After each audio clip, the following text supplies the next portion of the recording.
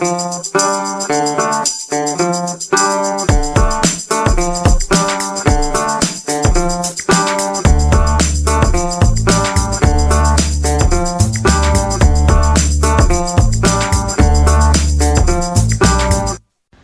Hawkins has got a podcast.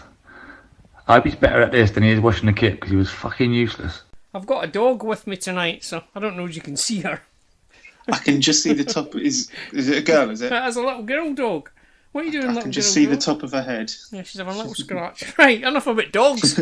Welcome to Sit Down Old Studio Club, episode 14, where we will be struggling to drag up any enthusiasm about last Saturday.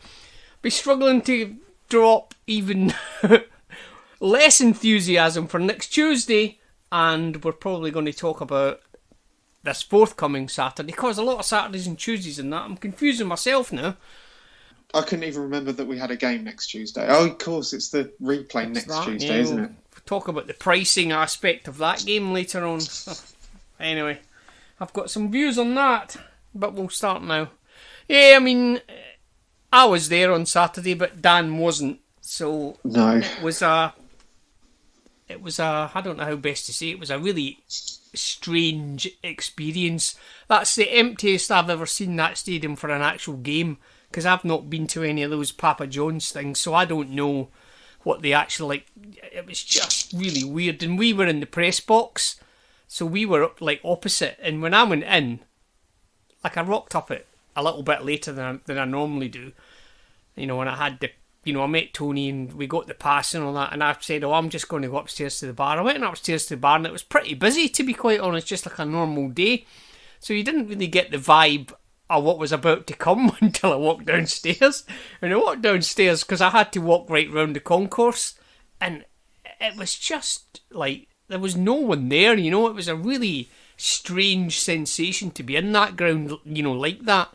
But it just, and that, to be quite honest, sort of set the tone for what was to come for the rest of the match, because it was just, it wasn't even so much that it was a shit game, it was just like an odd, not even like a training game. I mean, you'd have to, like, anyone that's listening to this that was there, they'll know exactly what I mean when I say that, because it was just, I mean, they, you know, Stevenage, I mean, they made zero effort, to be quite honest, you know. Right, so, I mean, before the game started, they, you know, they got those stupid fans that they've got. We've talked about them before, haven't we? Their little, you know, mini bloody ultras group. They were all banging drums and, you know, singing. There wasn't that many of them. I'd say that maybe, I don't know, definitely less than 500, definitely less than that. But they were making quite a bit of, you know, they seemed quite enthusiastic, to be quite honest, banging their drums and singing and stuff. But there is something I'd like to say, like I've just remembered it, about the minute's silence. I don't know where you stand on this, Dan, but when did a minute's silence? This week? I saw on Twitter there was a bunch of people either baffled or actually quite annoyed that some people started applauding, and I don't know. The minute's applause is meant to be for sort of like a celebrate, like when somebody dies or something. It's like a celebration of their life. Like you applaud them. For this one, because it was for the remembrance. It was for the Remembrance Sunday, and that wasn't it. Did you watch the Manchester Derby?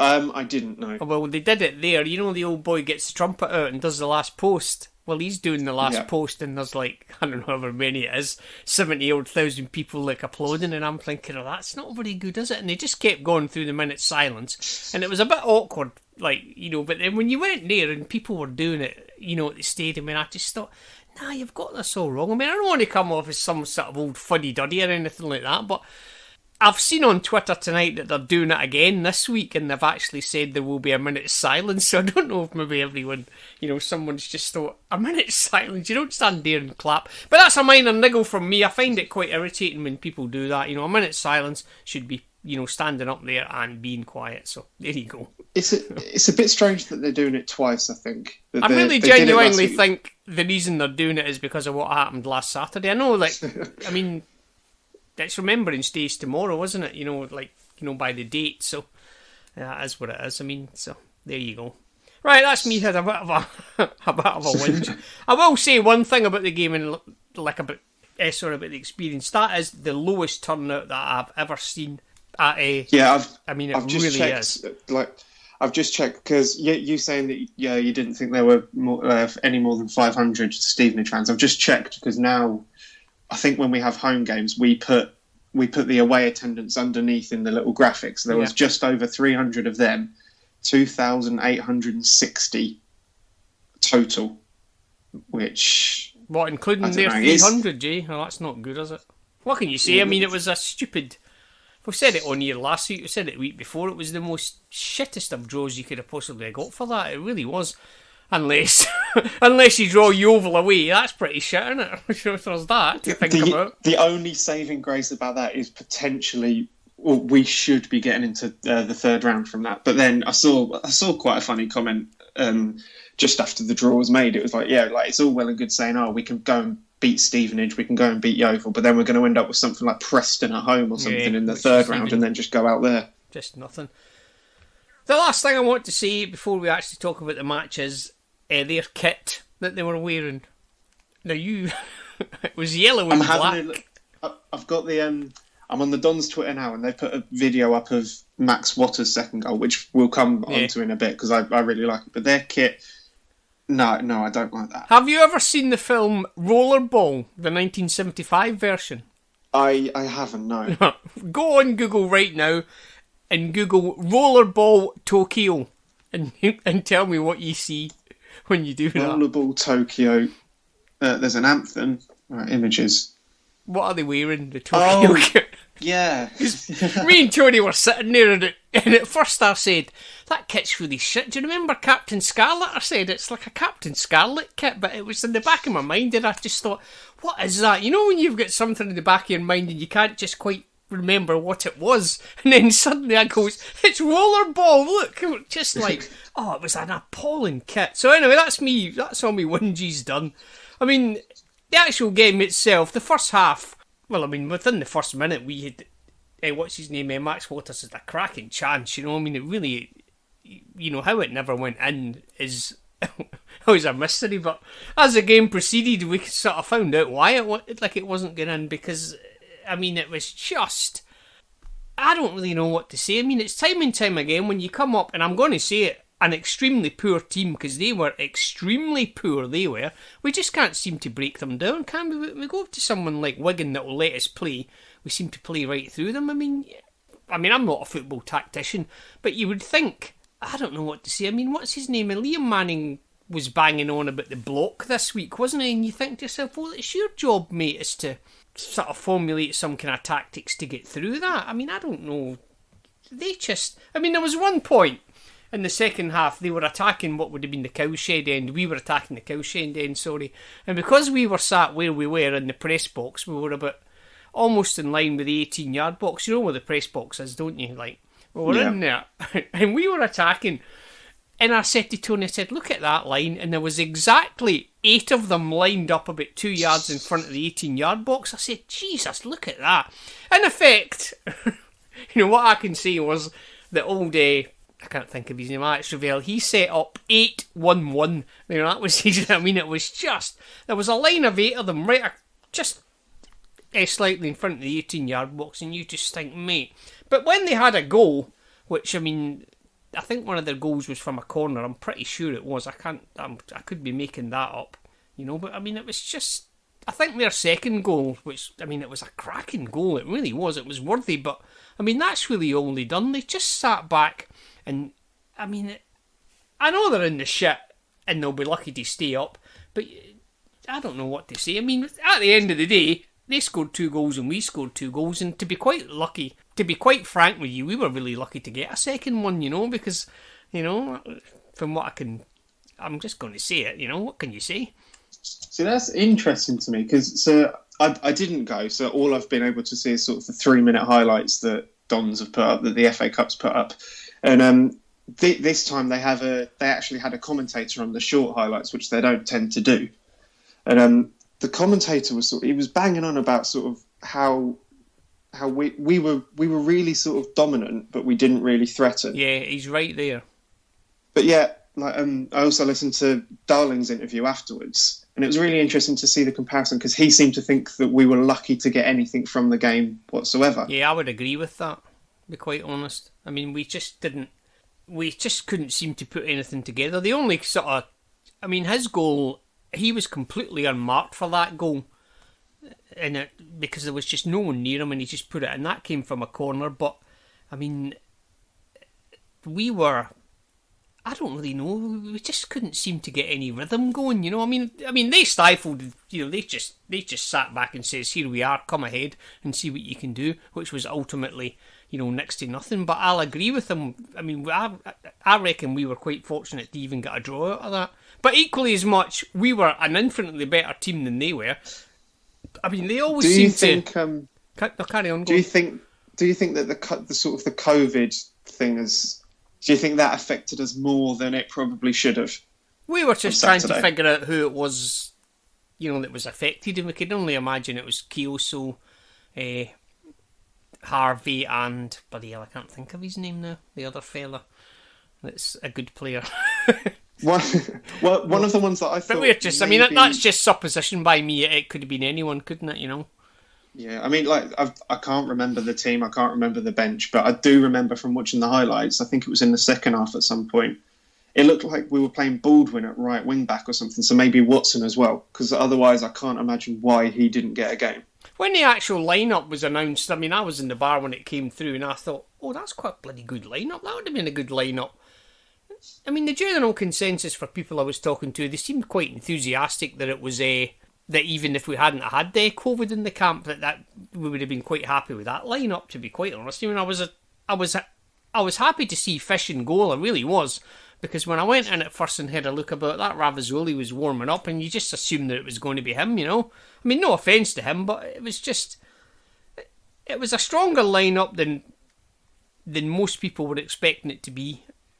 I can say that, but it was just one of those games where you just think to yourself, it just added to the oddness of the day, to be quite honest, how badly we were playing, you know. We were lucky to get a draw out of that. I mean, people will listen to this and they'll vehemently disagree with me, but I mean, we just couldn't. Well, I mean, Manning said it himself, didn't it? We just couldn't break them down, you know. We couldn't. We just couldn't get through them, you know. It was as simple as that. They were just decided they were going to have 8 guys across the back, and then that was it. Come ahead. And that does seem to be the way to play us this year as well. And I'm thinking forward to Cambridge. The last time Cambridge came to us, we absolutely battered them like 6-0 or something. So yeah. I remember that. Yeah, try and do something similar. They're just going to try and sort of put. Yeah, it was at Christmas, wasn't it? I'm sure it was over the Christmas holidays, wasn't it? It was over that period, it was, I remember that, yeah. I mean, the problem... Another one I wasn't at, that one. Really? yeah, I was up visiting the girlfriend at that point, because that was at the point where we couldn't really sort of see each other very often, so I was like, oh, I'll miss Cambridge at home, like, that'll be sort of like a boring 2-0, won't it? No, Reece Healy got a hat-trick. I think it was his last game for us until we signed him permanently, and yeah.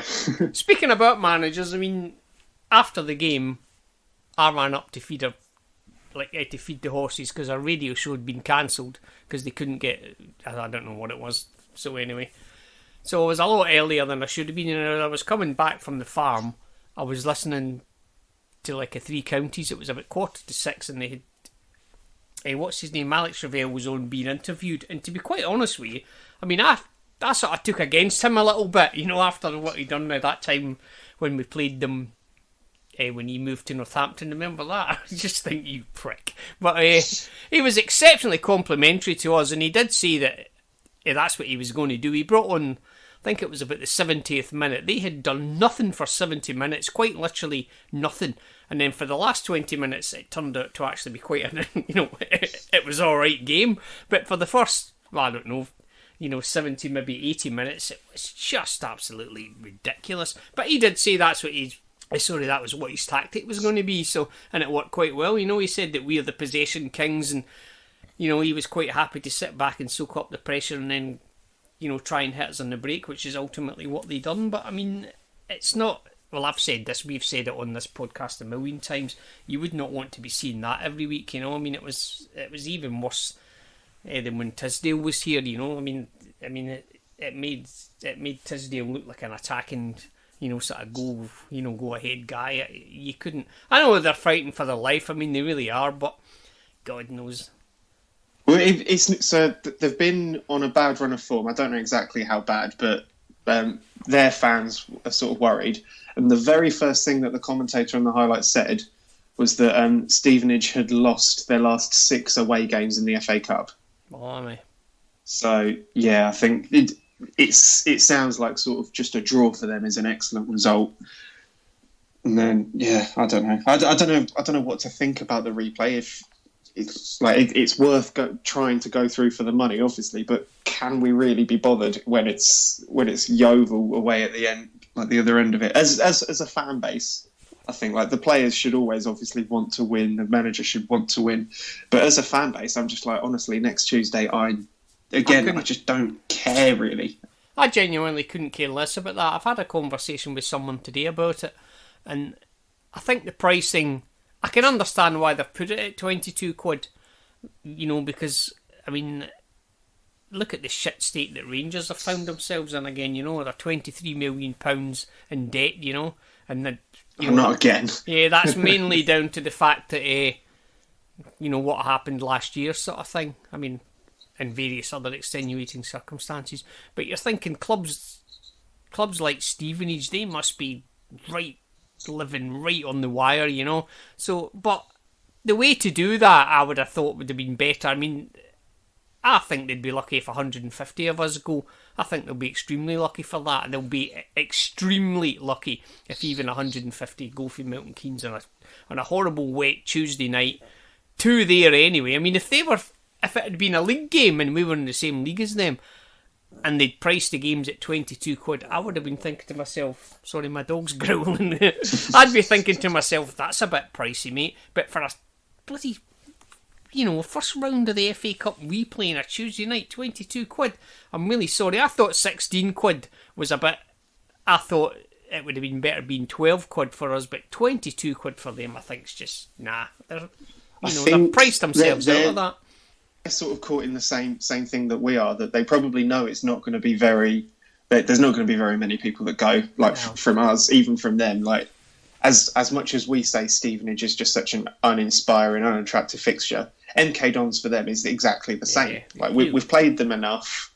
They're just going to want to sort of, they'll try and get the cash from those that they know is going to go like every single week, and then hope that maybe they'll get some prize money from the end of it, and then just sort of go again. But I don't know. It's an interesting one to try and sort of price it when not many people are going to come, but you still need to make it sort of cost effective. Which it's why we only had the one stand for home fans, because we knew not many people were going to come. It's not as worth opening like all 3 stands, having stewards at all 3 stands. Might as well just cram everybody into that east stand, put it in the east stand so it looks good on the telly if it doesn't anywhere else. And yeah, I don't know. It's an uninspiring draw, and if we get through, it's even less inspiring, to go to Yeovil. It really is. I mean, like, I've never been to Yeovil, not for football. I've been, but not for football. But I don't know. Just going back to the game before we go, before we move on, because this is going to be a short podcast this week. We were sat in, me and Tony, and I don't know if he said this, being ironic, or whether, he'd not realised what he'd said, but he genuinely did say at one point, well, look at that, they nearly come into our half there. That sums the whole match up, it really does. Don't know if you want to talk about the second goal, you mentioned it earlier on.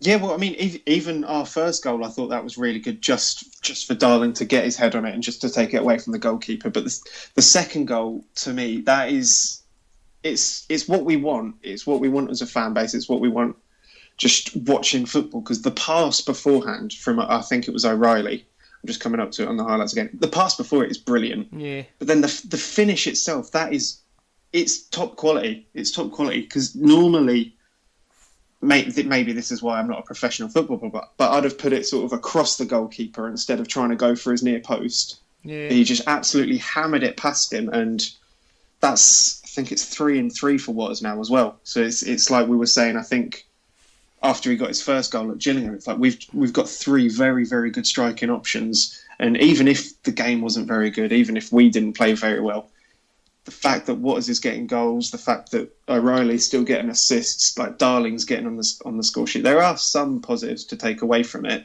We just need to be better as an 11.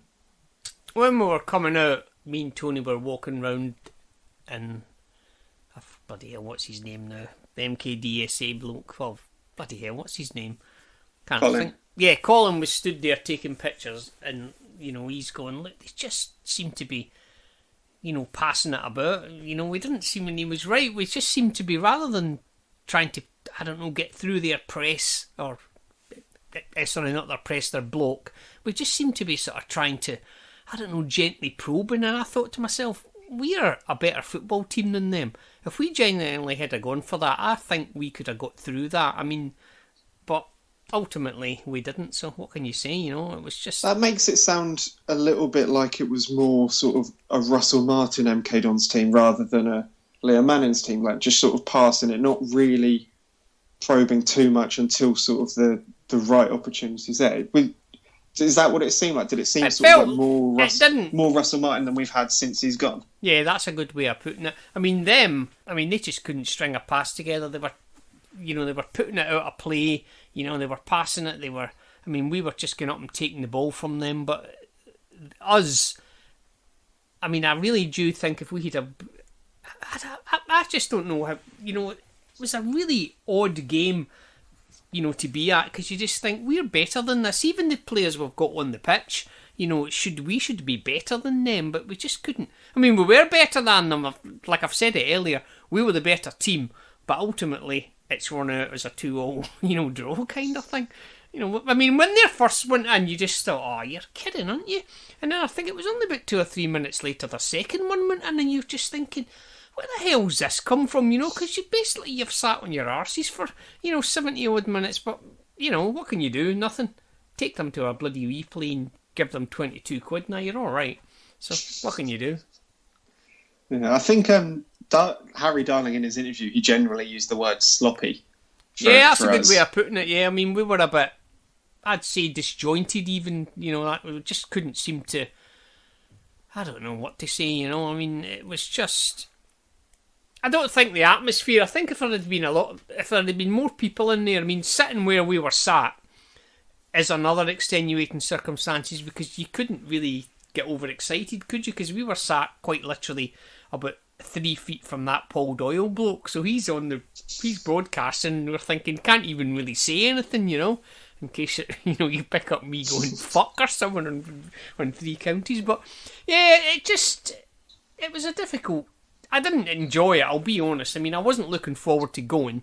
And when I went in, and when, after I'd had my drink and I had to walk round to the bloody press box, there was just no one there. I seen one other, steward before I got there, and that was it. It was just, I guess they have to open it, and it does cost, there are, costs to take into account, but there's no point in opening the cowshed, because there would have been no one there to fill it, would there, Simple as that.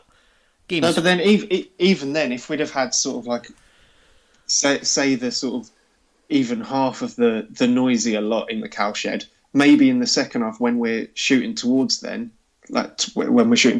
maybe, I don't know if it gives the players a bit of a boost when you're sort of chasing the game and you're like shooting towards your fans or not, but I don't know, maybe that would have been better than having everybody on the East Stand, just sort of, you're going past them as you're trying to score. So I don't know. That's the main reason I didn't go, because we were going to be just shoved into the East Stand. That's if it had been the cowshed, 16 quid for the first round of the FA Cup, even if it is Stevenage, it's not great, but it's not the worst thing in the world. Yeah. But doing that as well as being shoved in the East Stand, you could just tell that the club weren't expecting anything too much, and it just didn't generate any form of excitement in me. Whereas, I don't know, the first round of the FA Cup, but sometimes, even if it's been sort of a game you'd expect to win, or you can, it's not going to be sort of the best game in the world. Sometimes, because it's the FA Cup, I'd still get excited. But I don't know, just everything added on top of each other. East Stand, the prize, nobody really wanted to go. I don't know. No, So the sooner we get past round one of the FA Cup this year, the sooner we get past Stevenage or just out of the competition, the better, I think. Yeah, I mean, I don't know.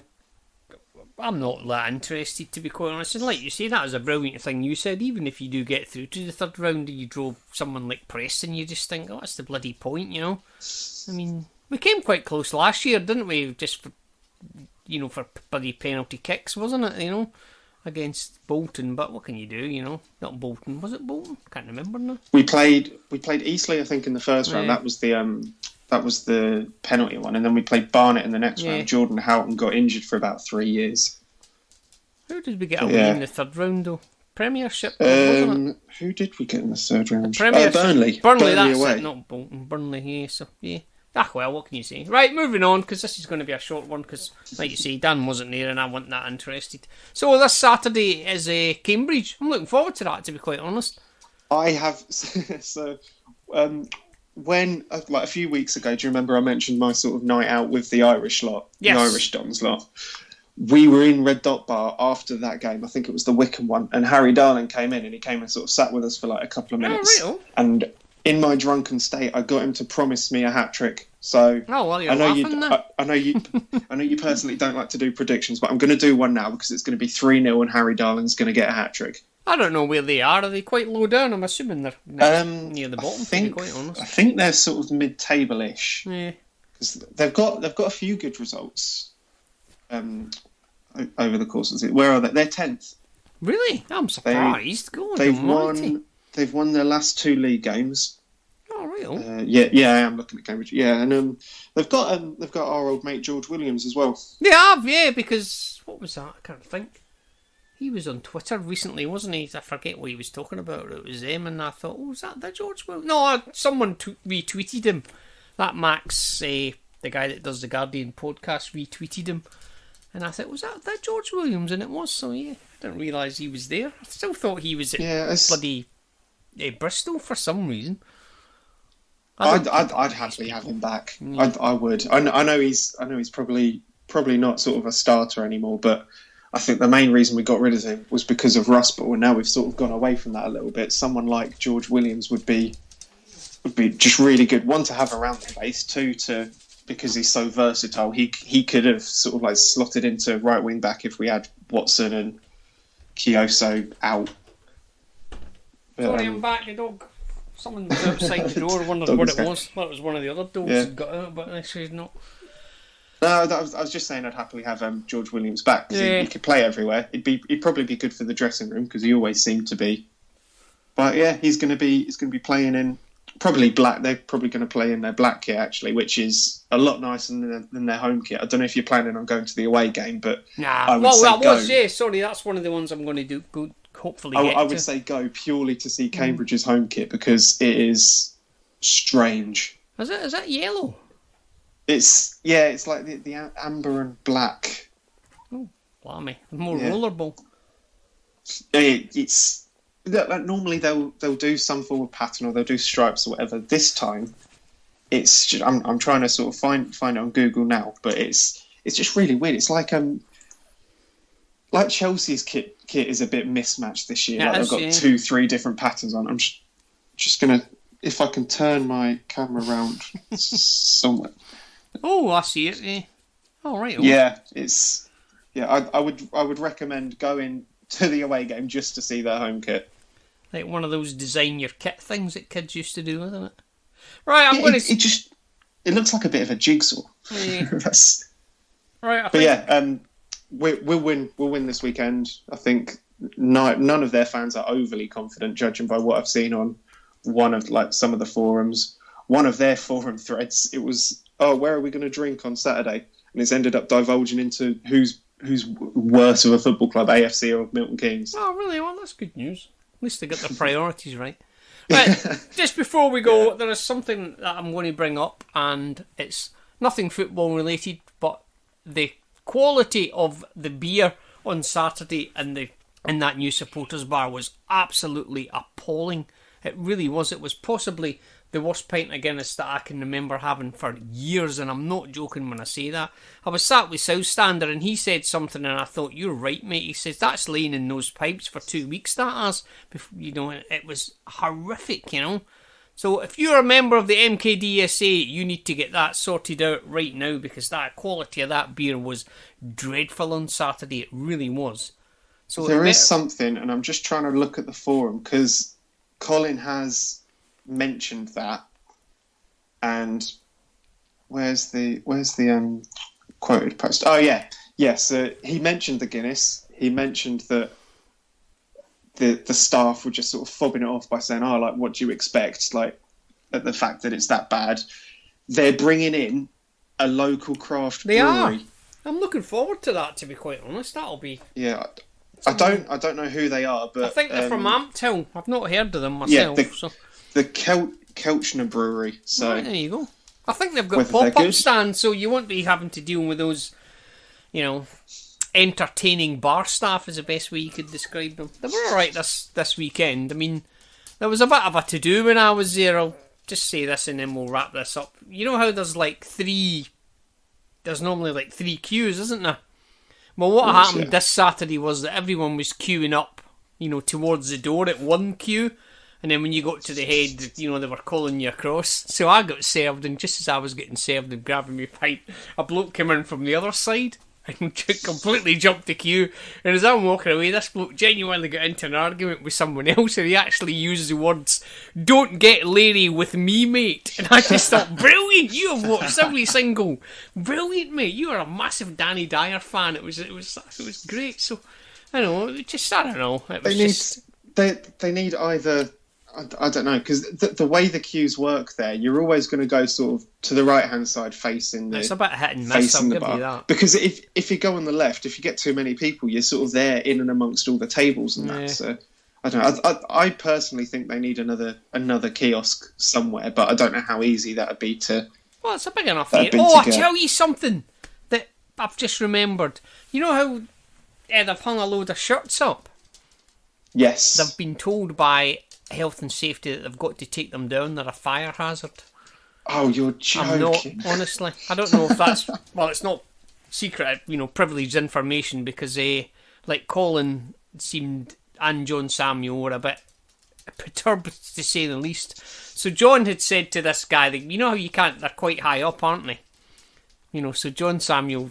You know, this is before it, and he was saying there was a big tall guy and, you know, like a customer. You know, so John Samuel, you know, said to this health and safety bloke, you know, but they're out of reach, no one can, you know, you can't actually touch them, you know. The health and safety guy goes, well, he could touch them, he's tall, and he might set them on fire, and you just think, oh, for God's sake, you know, I mean, so... I don't know if they're trying to work around that, or if they can, I mean, you can get like a spray, but it would be an enormous ball ache, and it would kill the vibe if they had to take that stuff down, I think, personally. But there you go. You know what they're unless like. They could sort of spread them out a little bit, maybe, so they're not all sort of bunched up together. But you know what health and safety people are like, you know? Ridiculous to me. You know what they're like, health and safety people? They're like policemen, aren't they? You know, one of the criteria being is, you know, to be one is, if you want to be a health and safety guy, you shouldn't be allowed to be one, basically. It's the same as policemen, isn't it, you know? You want to be a policeman? Nah, mate, you're not allowed, so... You know, it's just... But I've just remembered that, yes. I don't know what's going to happen with that, whether it'll be, you know, they can, you know, work round it, or... I don't know, what can you say? You know what these guys are like, you know? But it would certainly... I mean, it was... What happened was they were having someone up to have a look at it and closing it in, you know, to make... You know, because it's certainly getting a bit, you know, a bit fresher, shall we say. So you can only imagine what it's going to be like this weekend if the weather's anything like it is today, so... When the guy was up there, I thought they were sort of starting to think about sort of putting up the walls. Yeah, that's what he was there for. You know, there was a guy there kind of looking at doing it, and the health and safety guy, you know, suddenly, you know, was under the impression that, you know, really tall people were going to set shirts on fire. So what can you do, you know? They had heaters in last winter, or not last winter, whenever we could go before COVID and that. Yeah. They had some heaters in there as well. So... Just wear a big jacket, couldn't you? I mean, you know, you're sitting in the stands anyway, but like you say, I'd rather sit up there in a bloody gale and never go back to that cowshed bar. I'll be honest with you, I'm not going back there. Right, this has been a short one. Just what can you say? Next week will be better, where we'll have 2 games to talk about, but none of us will have gone to Stevenage. I thought not even Albie's going to go to Stevenage, is he, on a Tuesday night? No chance. No, if he does. If anybody does, fair play to be fair. If you do go, you're more than welcome to come on and tell us how brilliant it was or how crap it was. Or send us in another drunken match report. Yeah, that was good. That was really good. Wasn't that the last time we had sort of like someone down by Yeovil that way? Was it Bristol Rovers or something like that? I remember that. That was a cracking match report, wasn't it? It was so he'd obviously done it when he was drunk. Right, anyway, so speaking about drunk, I've given up drinking, so I'm now drinking Ribena, which has made me sleep much better. So I'm going to go edit this podcast, and hopefully it'll be out first thing on tomorrow morning, but obviously you'll know that already because you'll be listening to it. Right, we're done. So it's a really short one. They're going to be shorter anyway, as I've said before. I'm trying to do 40 minutes, but this one is 36 minutes, so there you go. Easy for me to edit and easy for you to listen to. Right, see you later. See you next week. Bye. Bye.